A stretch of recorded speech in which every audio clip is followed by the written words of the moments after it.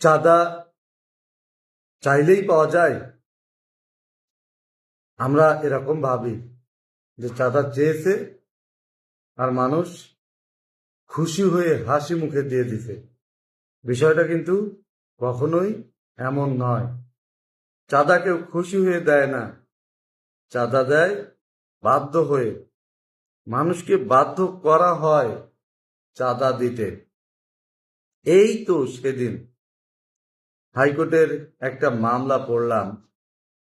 মামলাটা হলো, একজনের কাছে কে চাঁদা চেয়েছে সেটা বলবো না, 1,00,000 টাকা চাঁদা দাবি করেছে। তার কাছে কয়েকদিন ধরে বলেছে তোমাকে চাঁদা দিতে হবে 1,00,000 টাকা।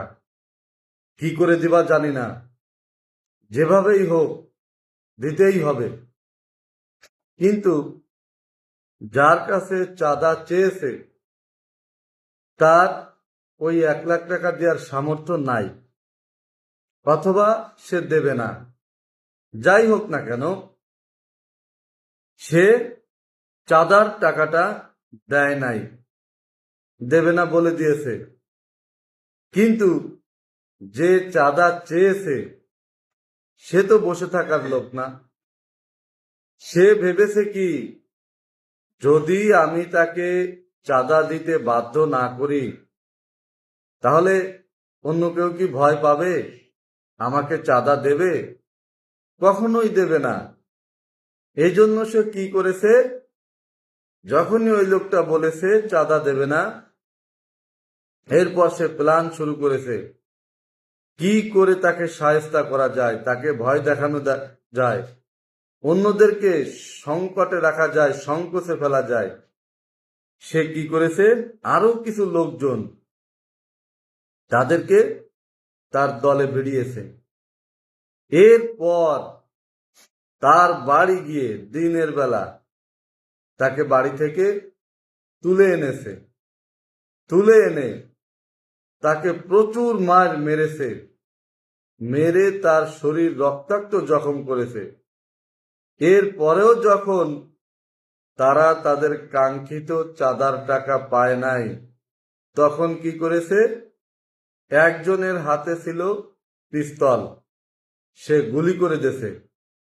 ভাগ্যক্রমে ওই লোকটার বুকে বা মাথায় গুলি লাগে নাই, গুলিটা গিয়ে লেগেছে দাপনায় বা রানে, যার কারণে সে বেঁচে গেছে। এই হলো মূলত মামলার ঘটনাটা। এরপরে কি হলো, অপরাধ তো সংগঠিত হয়ে গেছে। দুইটা অপরাধ, এক হলো চাঁদা চেয়েছে, চাঁদার জন্য ধরে এনেছে, তাকে মারধর করেছে। আর দ্বিতীয় অপরাধ, তাকে গুলি করেছে। একটা হলো অস্ত্র আইনে অপরাধ, আর একটা হলো দণ্ডবিধি আইনে অপরাধ। হয়ে গেল মামলা। মামলা হওয়ার পর পুলিশ গ্রেপ্তার করলো।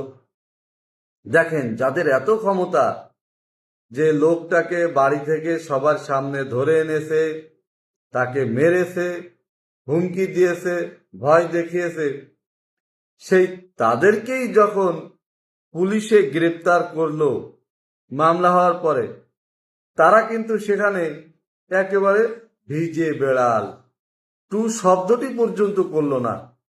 বলল না যে হ্যাঁ তোদের এত বড় সাহস, আমাকে গ্রেপ্তার করতে আইছিস, জানিস আমাকে, কেউ যদি আমাকে ধরার চেষ্টা করিস তাহলে কিন্তু ছাড় পাবি না, চলে যা।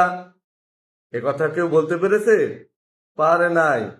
একেবারে শ্বশুর বাড়ি যাওয়ার মতো শ্বশুর করে পুলিশের সাথে চলে গিয়েছে। পুলিশ ধরে নিয়ে গেছে। তাদের জামিন চাওয়া হয়েছে নিম্ন আদালতে, কিন্তু বিজ্ঞ অধস্তন আদালত জামিন দেয় নাই। এরপরে উচ্চ আদালত করেছে, সেখানেও জামিন দেয় নাই। এরপর মামলা এসেছে হাইকোর্টে জামিনের জন্য। এই জন্যই মূলত বলতেছি যে অপরাধ করে কেউ পার পায়নি কখনো, আপনিও পাবেন না। আপনি সুস্থ মানুষ, ভালো মানুষ, কাজ করে খান, মানুষ আপনাকে সম্মান দেবে, সম্মান করবে। আর যদি ক্ষমতা দেখিয়ে অপরাধ করে মানুষকে জোর করে বাধ্য করেন টাকা দিতে, চাঁদা দিতে অন্যায়ভাবে, মানুষ আপনাকে ঘৃণা করবে। মরে গেলে আপনার দাফন হতে দেবে না, আপনার লাশের উপর থুতু ছেটাবে, আর আপনার জীবনটা যাবে সারা জীবন অপমানের জীবন, সম্মান কোথাও থাকবে না। তাই অপরাধ থেকে বেঁচে থাকুন, ভালো থাকুন।